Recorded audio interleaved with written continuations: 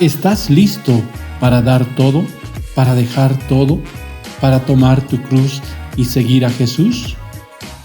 ¿Estás listo para escuchar el mensaje de la palabra de Dios? Este es tu programa, Todo por Cristo, que ya comienza.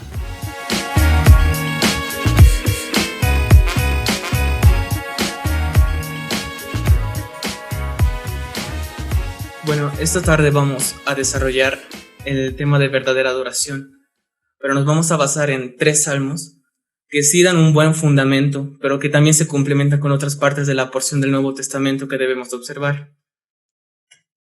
Bueno, antes de comenzar a desarrollar los textos, tenemos que ponerlos en su contexto.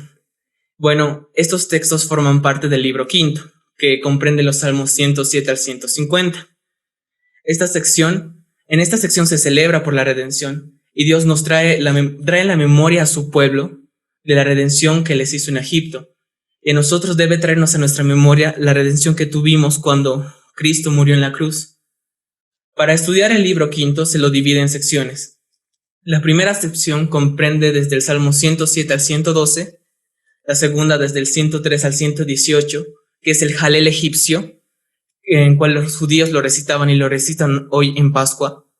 La sección 3 es solo el Salmo 119. La sección 4 es del Salmo 124 al 134, que esto se conoce como salmos ascendentes, y estos salmos contienen una celebración por la ciudad de Dios, Jerusalén, por parte de su pueblo. La última sección de salmos sería del 135 al 150.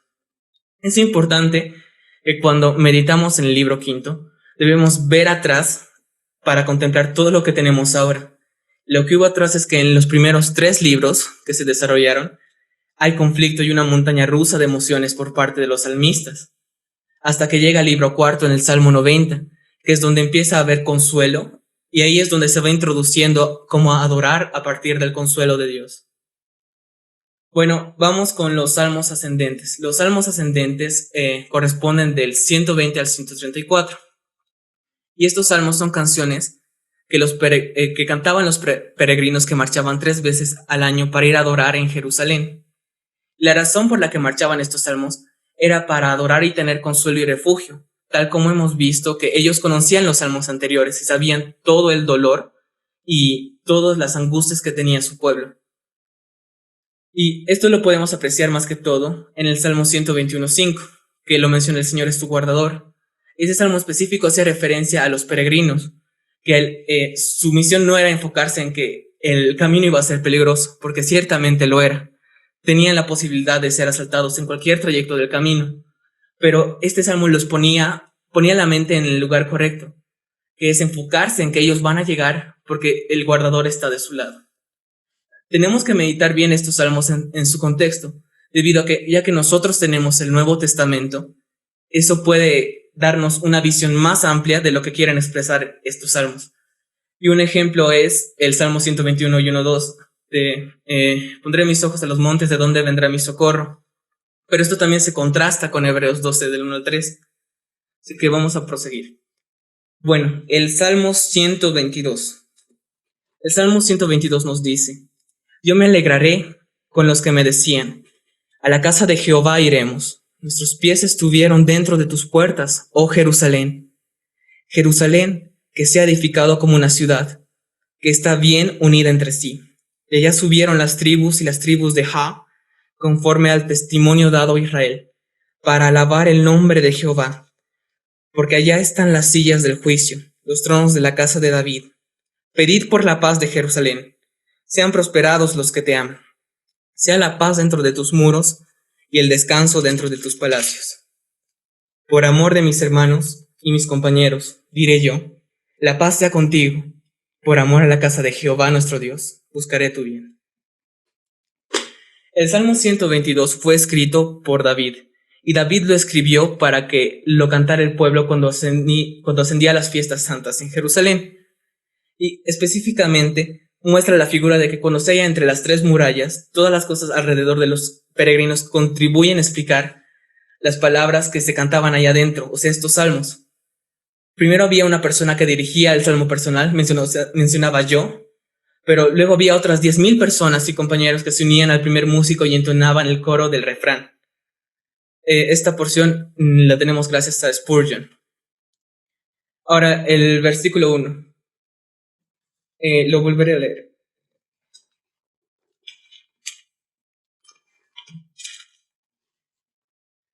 Yo me alegré con los que me decían, a la casa de Jehová iremos. Y este versículo me fascina, porque primero David muestra el deleite que tenía en meditar en la palabra de Dios. Y ese deleite lo vemos en muchos versículos en salmos anteriores. Pero en esta porción muestra que su alegría, su entusiasmo proviene de que sus compañeros lo animaban a que junto a él vayan a adorar a la casa de Dios. Y justamente un comentario de Spurgeon sobre este pasaje es: estimula el ardor del más ardiente el oír a otros que le invitan a cumplir un deber santo. Es en este sentido que Spurgeon está calificando a David como el más ardiente en lo que sería su ferviente búsqueda del Señor, y que algo más pueda estimular esa búsqueda es los hermanos. Y esto es algo muy relevante que tenemos que tener en cuenta para seguir desarrollando el texto. El versículo 2 dice: nuestros pies estuvieron dentro de tus puertas, oh Jerusalén. Ya, esto es muy importante porque hace referencia a una persona no creyente que entra, no entra, que se convierte.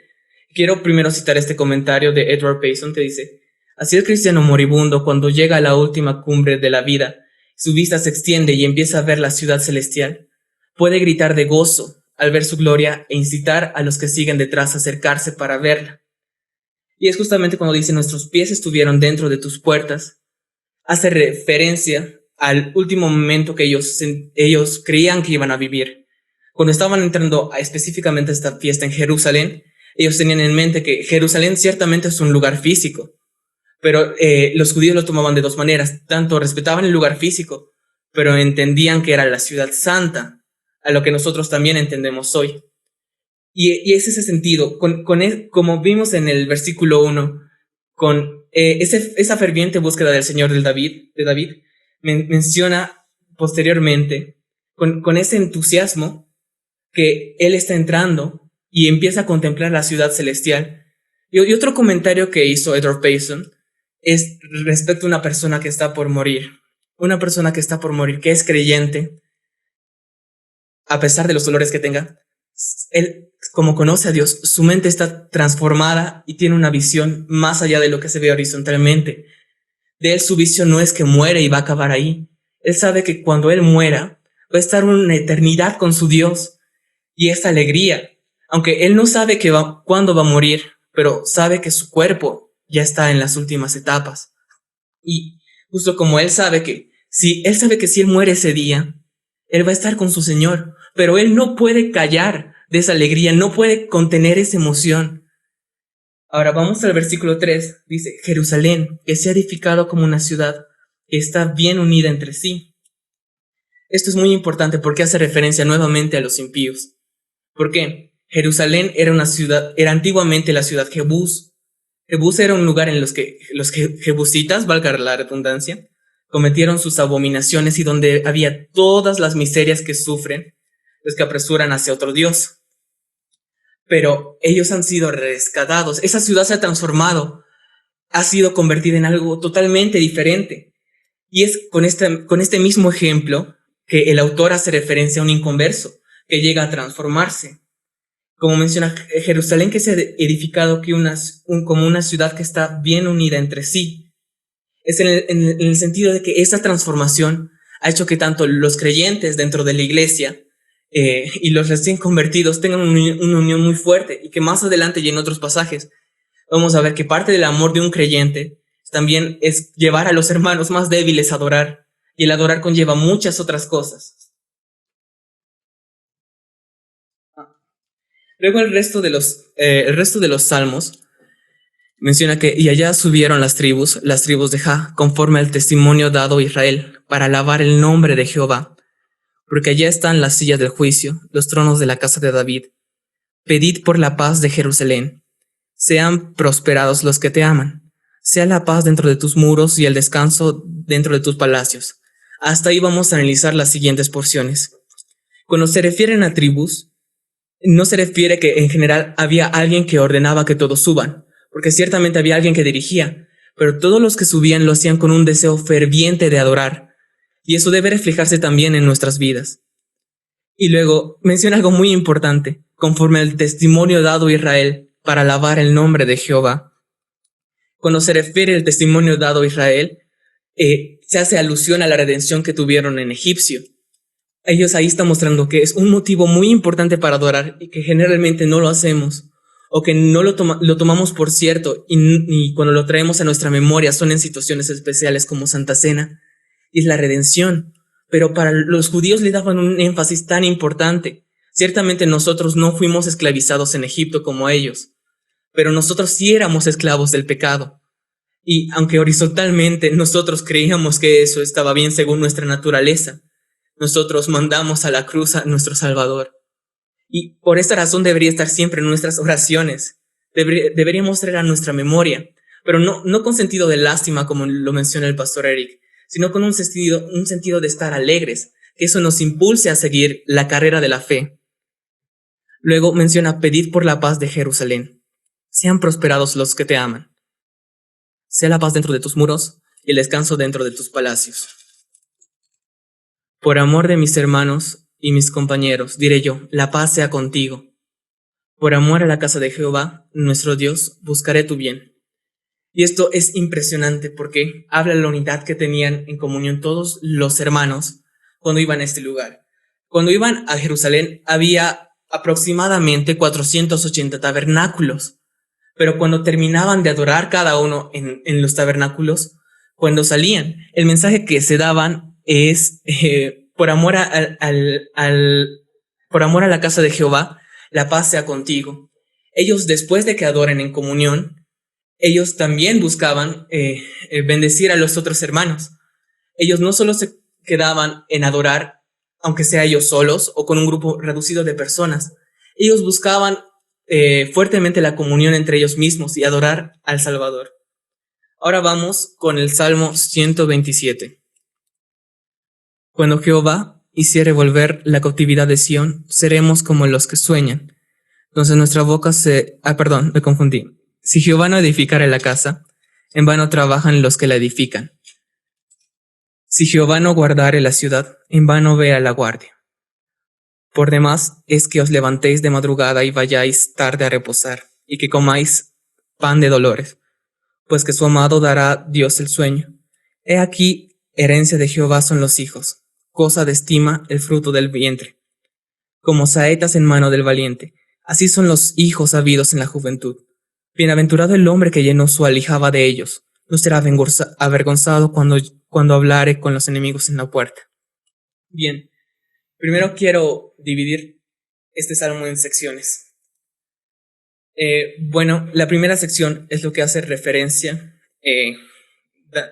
Primero, el autor que se considera es David para Salomón, pero otros lo toman que es directamente Salomón, pero sea quien lo haya escrito.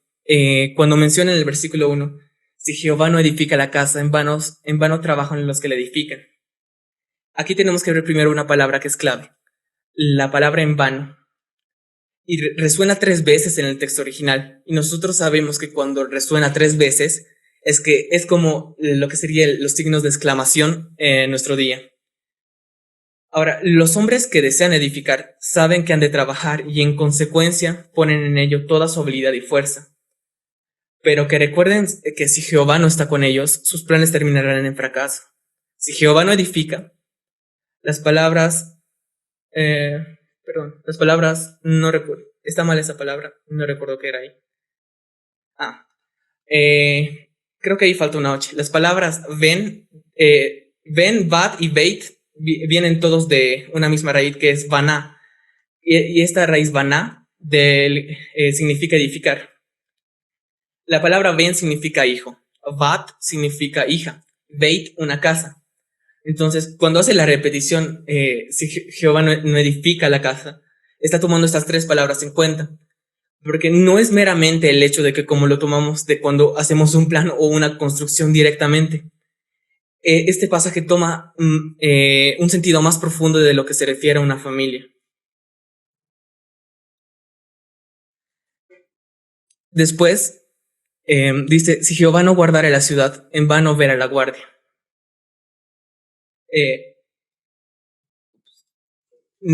Hay que notar que el salmista no dice que el edificador no deje de trabajar, ni que el guardia descuide su deber, y también que los hombres muestren su confianza en Dios si no están haciendo nada. Lo que supone este pasaje es que estos están haciendo todo lo que puedan, con todo su esfuerzo, pero estos no les prohíbe que no pongan su confianza en lo que han hecho. Les asegura que todo el esfuerzo de la criatura será vano, a menos que el Creador aporte su poder para hacerlo efectivo. El verbo que utiliza de que si Jehová no guardara la ciudad, en vano vela la guardia, este en vano también es un verbo activo. No representa de que la situación siguiente esté pasiva.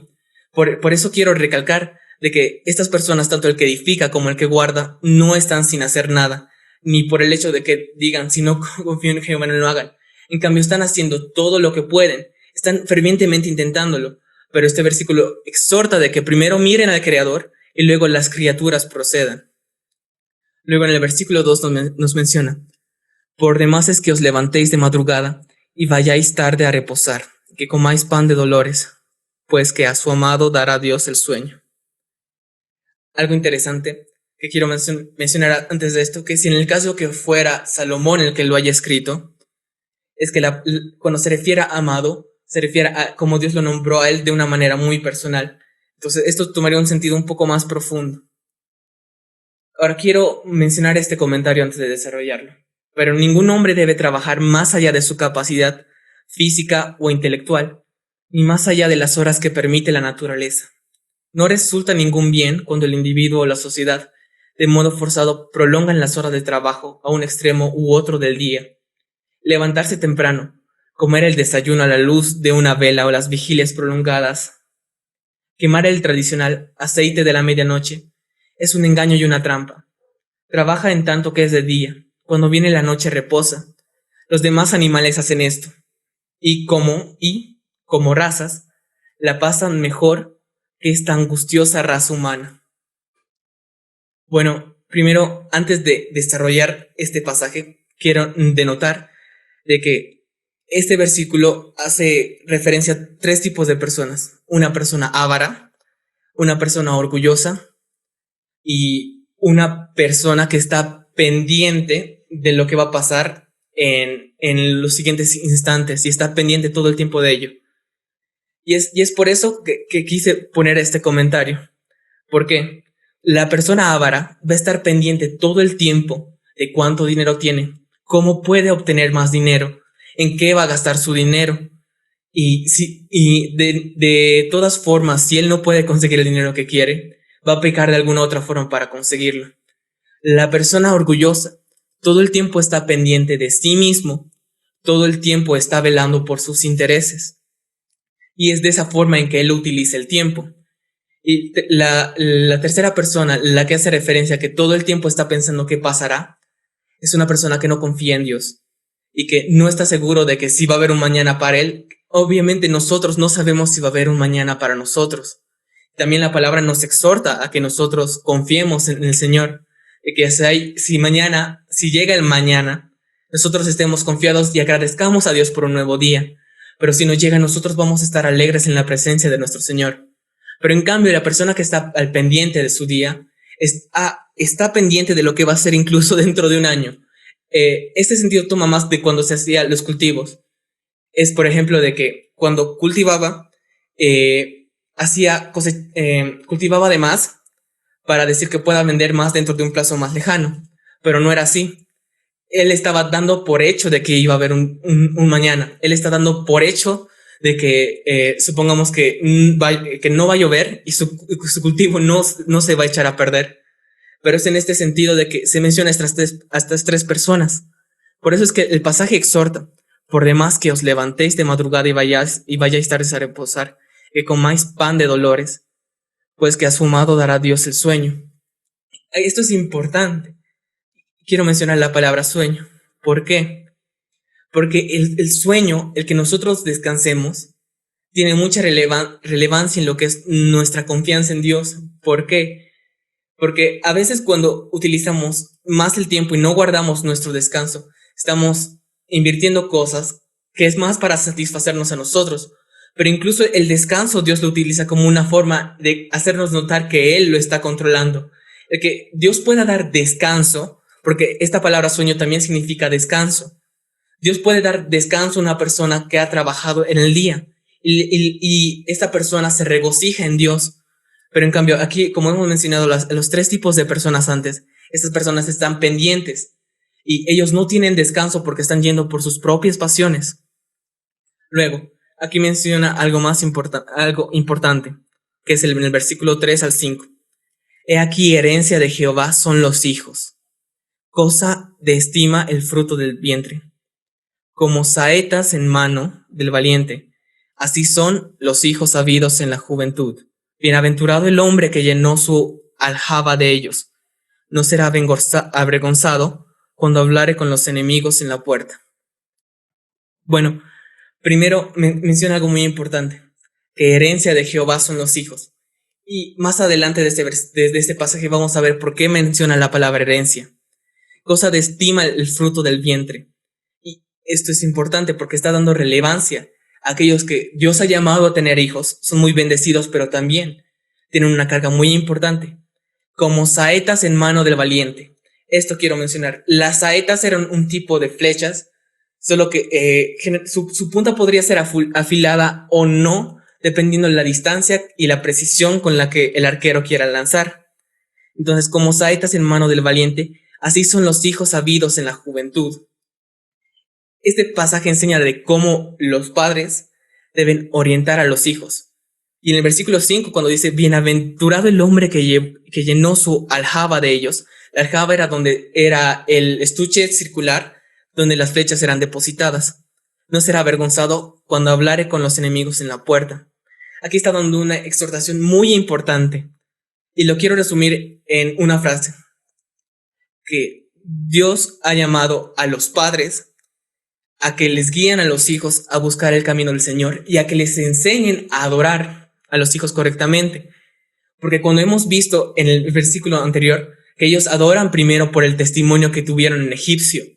Y ahí es donde parte la responsabilidad de un padre en la hora de un padre es el hijo al enseñarle a adorar. Que, tanto como tiene que instruirle la palabra, el padre debe instruir la palabra y mostrarle la redención de Cristo. Y fruto de eso es donde viene la adoración. Y ahí es donde el padre debe enseñar a adorar al hijo. Nosotros sabemos que si el padre no ha estudiado, no conoce, no tiene una vida de comunión íntima con la palabra, no puede adorar a alguien que no conoce. Porque el simple hecho, no puedes amar a alguien que no conoces. Y si no amas a alguien que no conoces, y no lo amas, no buscas intimidad con él, no buscas tiempo. Es en el mismo sentido que si el padre no ama a Dios, no lo busca, no puede dar nada y no puede instruir a su hijo. Porque aquí está mostrando una carga muy importante que tienen los padres respecto a sus hijos.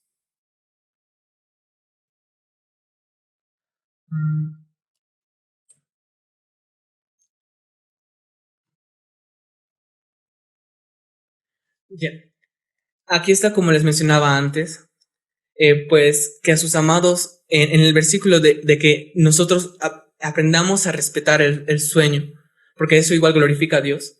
Quiero mencionar esto también, porque a sus amados lo da Dios mientras duermen. Nótese que Jesús estaba dormido en medio del tumulto de la tempestad del mar, pero él estaba tranquilo porque sabía que estaba en las manos de su Padre. Y por tanto, estaba tan sosegado en el espíritu que las olas eran un arrullo para él. Y eso debería ser lo mismo para nosotros si fuéramos más como él. Un comentario de Charles Spurgeon. Y como mencioné antes, la herencia de parte de Jehová son los hijos. Esto, como les mencioné cuando dividimos en secciones el pasaje, es otro modo de edificar una casa. Y es dejando descendientes que lleven nuestro nombre y conserven el nombre de la familia sobre la tierra. Pero como hemos visto, el hecho de que una persona, que Dios haya guiado a una persona a tener hijos, también trae la responsabilidad de instruir en el Evangelio al Hijo y que a partir de esa instrucción lo lleve a adorar. Ahora, como mencioné, de las saetas en la mano del guerrero. Como saetas en mano del guerrero, así son los hijos habidos en la juventud. Los hijos nacidos del hombre en sus años mozos, con la bendición de Dios, pasan a ser el apoyo en los años maduros. Un guerrero se alegra de que sus saetas puedan volar a donde él no puede ir. Los hijos son las saetas de su padre, que se dirigen al blanco al que apuntan sus padres. ¿Qué maravillas puede realizar un buen hombre si tiene hijos afectuosos, que secundan los deseos del padre y que se prestan a sus designios? Como dije anteriormente, fruto de la instrucción del padre, el hijo también aprende a adorar. Y como sabemos, un hijo sabio va a honrar y glorificar a su padre. Ahora vamos al Salmo 133. El Salmo 133 dice, mirad cuán bueno y cuán delicioso es habitar los hermanos juntos en armonía. Es como el buen óleo sobre la cabeza, el cual desciende sobre la barba de Aarón, y baja hasta el borde de sus vestiduras, como el rocío de Hermón, que desciende sobre los montes de Sión, porque allí envía Jehová bendición y vida eterna. Aquí nuevamente quiero traer el pasaje del versículo 122. Esto también hace referencia a cuando había grupos de hermanos que iban juntos a adorar. Y dice, mirad cuán bueno y agradable. Primero vamos con la palabra mirad. Esta palabra mirad en el original sí significa mirar, pero tiene un contraste distinto. Es que miras una característica, miras algo que existe, que es notable, no miras buscando. Entonces, mirad cuán bueno y agradable es que los hermanos habiten juntos. Esta palabra agradable en el original tiene el mismo significado que la palabra delicia. Cuán delicioso es. Entonces podemos ver, miremos las características de los hermanos que habitan juntos en armonía. Entonces, ¿qué nos quiere decir características? Que es nuestro deber que habitemos juntos en armonía, y que nosotros habitemos juntos en armonía es bueno y agradable. Y esto se aplica a la hora en que nosotros estudiamos y adoramos al Señor. Es como el óleo precioso sobre la cabeza, el cual desciende sobre la barba de Aarón, que desciende hasta el borde de sus vestiduras. Esto tiene dos contrastes. Primero, la primera parte del óleo y la referencia a Aarón es más que todo apuntaba a los sumos sacerdotes cuando eran ungidos. Cuando les pasaba el óleo sobre la cabeza, el significado que tenía que llegue hasta el borde de las vestiduras, primero tenía dos encargos, de que cubre totalmente, está llenando todo su ser. Entonces, mirando el versículo 1, entonces, cuán bueno y agradable es que los hermanos habiten juntos en armonía. Entonces, juntos en armonía, cuando habitamos nosotros, debe cubrir todo lo que es nuestro ser. Eso debe llevarnos a adorar juntos. Pero ahora el significado de borde de sus vestiduras también conlleva una responsabilidad. Y en nuestro caso es a los más débiles en la fe. Que nosotros habitemos juntos en armonía con ellos, pero que ellos los impulsemos y les llevemos a adorar y les instruyamos en el camino del Señor y les mostremos cómo adorar correctamente a nuestro Señor. Y ese es el significado de esta palabra. Y ahora, el versículo 3, que es mi favorito de esta sección, es como el rocío del Hermón, que desciende sobre los montes de Sión, porque allí mandó el Señor la bendición, la vida para siempre. Este versículo es fantástico, porque primero, el rocío del Hermón. El Hermón es un monte que generalmente cuando llueve, posteriormente graniza, y que de este llegan caudales que forman pequeños ríos que bajan a las siguientes colinas. Entonces, ¿qué pasa? Estos ríos no es como en un monte común, que estos ríos siguen un camino, siguen otro torrente, del río llegan al mar y del mar al... Es todo un lío. Ya, pero en este caso no. El rocío que llegaba del Hermón se quedaba en la planicie. Y en la planicie ahí hacía que la tierra se vuelva fértil. Y ese es este silogismo que hace. Y luego la segunda parte de este versículo contrasta. Como mandó el Señor la bendición, la vida para siempre. ¿Qué es la bendición? ¿Qué es la vida para siempre? Está haciendo referencia a la redención. Y dijo que es fantástico y me encanta este versículo porque al igual que la lluvia que llega a la tierra y que fertiliza y se queda ahí, no se va. Nuestra redención, nuestra vida nueva se queda con nosotros, no la podemos perder. Y de esa forma nosotros Dios nos fertiliza, entre comillas, y nosotros vamos creciendo como las plantas. Nosotros tenemos un crecimiento continuo y eso es maravilloso. Ahora vamos con el tema de hoy, la adoración. Como hemos mencionado antes en la anterior sección, ¿qué es la adoración? Y yo tomé esta frase que la dijo Sujel Michelin, que es el reconocimiento de la grandeza de Dios y la reacción que produce en nosotros, haciendo referencia a lo que hemos visto en el Salmo 122, porque ellos conocían al Señor y fruto de su conocimiento y de que ellos estaban agradecidos con la redención, ellos adoraban, ellos estaban en comunión juntos. Ahora, también quiero mencionar esto que es, ¿nosotros producimos el deseo de adorar? No, Dios mismo es quien produce ese deseo en nosotros. Como lo dice el Salmo 22-25 en la primera porción, de ti viene mi alabanza en la gran congregación. Y esto es magnífico porque si nosotros adorásemos, nuestro corazón es orgulloso, nuestro corazón no es perfecto. Y si no, estuviera en nuestra voluntad el deseo de adorar, simplemente o no adoraríamos correctamente o no adoraríamos. Es así de simple. Ahora, quiero mencionarle razones para adorar a Dios, aparte de la que ya hemos visto en estos pasajes. En Apocalipsis 4, del 10 al 11, nos menciona que Dios es nuestro creador. Solo con eso ya deberíamos tener un gran motivo para adorar, porque Él nos ha creado. Y en Génesis nos menciona que hemos sido creados a su imagen y a su semejanza. En Apocalipsis 5, del 6 al 14, dice, porque Él es nuestro Redentor. ¿Qué motivo más podemos pedir de que hayamos sido redimidos? Ese es el más grande motivo que deberíamos tener nosotros para adorar. Y como sabemos, adorar no solo se transmite a la hora de cantar, sino se transmite con nuestra vida de oración. Ese es un modo de adorar. Y como vimos en el pasaje de que los padres instruyen a sus hijos, están adorando a Dios al instruir y guiar en la palabra. Eso es una forma de adorar y glorificar a Dios. El hecho de que nosotros en este momento podamos respirar es gracia de Dios. Tenemos millones de motivos para adorar a nuestro Dios. Y aún así es imposible contar todos. Pero sí hay motivos muy importantes que no tomamos en cuenta. Y cuando menciona adoraciones, que tengamos en mente todo el tiempo, constantemente la palabra. Y esto puede ser imposible horizontalmente. Pero cuando nos llenamos de la palabra, cuando nosotros conocemos y estudiamos como lo hizo el pueblo judío, como lo dijo David, como David lo menciona, es su delicia escudriñar la palabra de Dios, es su delicia adorar a Dios, y es su delicia que otros hermanos inviten a otros hermanos a adorar al Señor.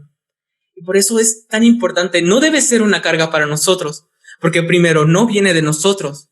Entonces nosotros no podemos adorar si no tenemos comunión con Dios. ¿Por qué? Porque si no hay comunión con Dios, Dios no nos puede dar, no podemos sentir esa delicia, no podemos regocijarnos en adorar al Señor. Ahora, ¿cómo debemos adorar? Con humildad. Y esto quiero hacer mucho énfasis. ¿Por qué? Porque esto va de la mano con también de que la adoración no viene de nosotros. Y esto es importante. ¿Por qué? Porque cuando nos acercamos al Señor, y me gusta citar el ejemplo de Isaías, que él cae postrado por sus pecados. Pero nosotros sabemos que nuestros pecados han sido pagados, pero no por nosotros ni por nada que hayamos hecho nosotros, sino ha sido el Cordero inmolado. Ha sido Cristo quien derramó su sangre. Él pagó nuestros pecados. Entonces, nosotros podíamos hacer algo. Nosotros fuera de Él somos siervos inútiles. Y esa es la verdadera palabra, porque nuestras fuerzas no podemos buscar a Dios, no podemos adorarlo, no podemos tener una vida íntima si es que Él no nos hubiera buscado primero. Y mirar todo eso que nos lleva a una actitud humilde. Y esa es una actitud excelente, es la actitud correcta con la que debemos acercarnos a adorar al Señor. En espíritu y en verdad. Y esto es importante, que se menciona también en muchos otros pasajes. Pero en el trasfondo de en espíritu y en verdad, eso también conlleva la comisión que nos da de ser llenos del Espíritu. Que pidamos que seamos llenos del Espíritu para que el Espíritu nos guíe a adorar al Señor. Para que el Espíritu nos dé esa alegría, que podamos deleitarnos en adorar al Señor. Otra cosa importante, otro punto importante es también adorar a solas y en nuestra vida diaria. Esto, ¿por qué quiero decir que es importante que adoremos a solas? Por ejemplo, quiero dar un comentario de John Piper respecto a lo que es la predicación. Él menciona, mi plato fuerte en la predicación no es los hermanos. Yo no hago una prédica, yo no estudio la palabra para enseñarles a ellos. Yo estudio y me centro en la palabra para alimentarme a mí, para que yo pueda crecer y de esa forma cuando yo crezco pueda apoyar a los otros hermanos a que ellos crezcan conmigo. Y esto es muy importante porque hemos mencionado que nuestro deber como cristianos, en el caso de los padres, es que enseñen a sus hijos la instrucción del Señor y adorar. Entonces, si ellos no adoran en su vida a solas, ¿cómo pueden guiar a alguien a adorar? Y nosotros, como hemos visto en el sentido de que hasta en la punta de la vestidura del sumo sacerdote, nosotros, ¿cómo vamos a guiar a otros hermanos a adorar si nosotros no tenemos una vida continua de adoración? Otra muy importante es en comunión, lo que hemos visto en Salmos 122 y 133, que es magnífico, como dice el versículo, cuán dulce y agradable es que nosotros adoremos en comunión. Es hermoso que nosotros adoremos. Ahora, antes de terminar, esta pregunta es muy importante. ¿En algún momento cesaremos en la acción de adorar a Dios? No, de ninguna manera. Quiero que vayamos al Salmo 145 para ampliar esta idea.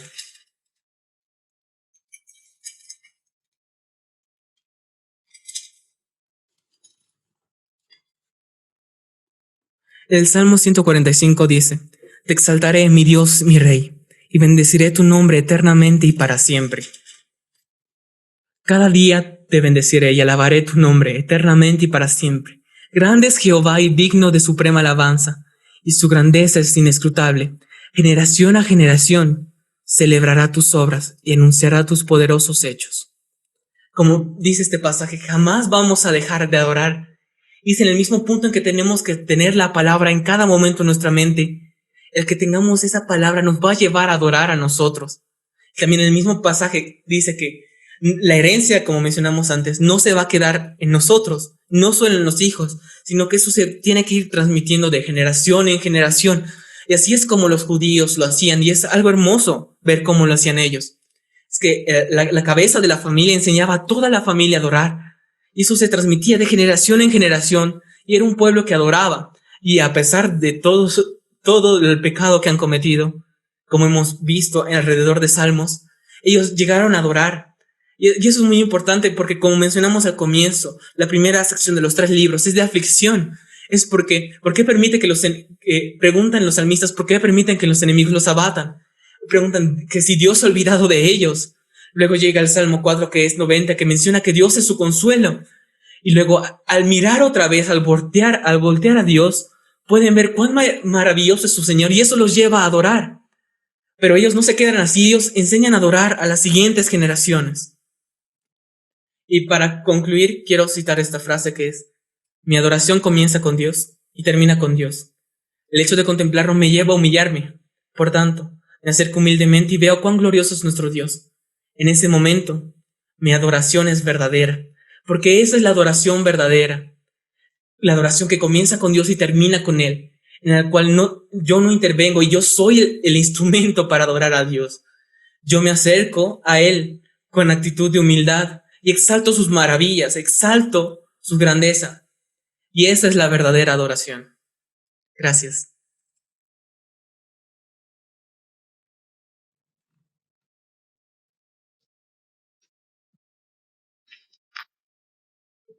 Gracias, Mateo. Elías, pues la prueba se puede parar, la grabación, mi computadora está loca. Descendemos.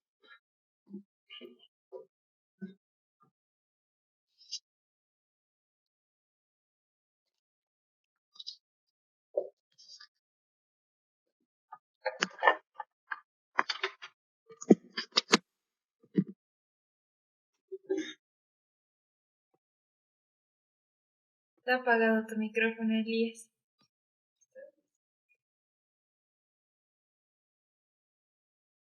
No se puede, papi. Tal vez si me haces host se podría. Pero y si no,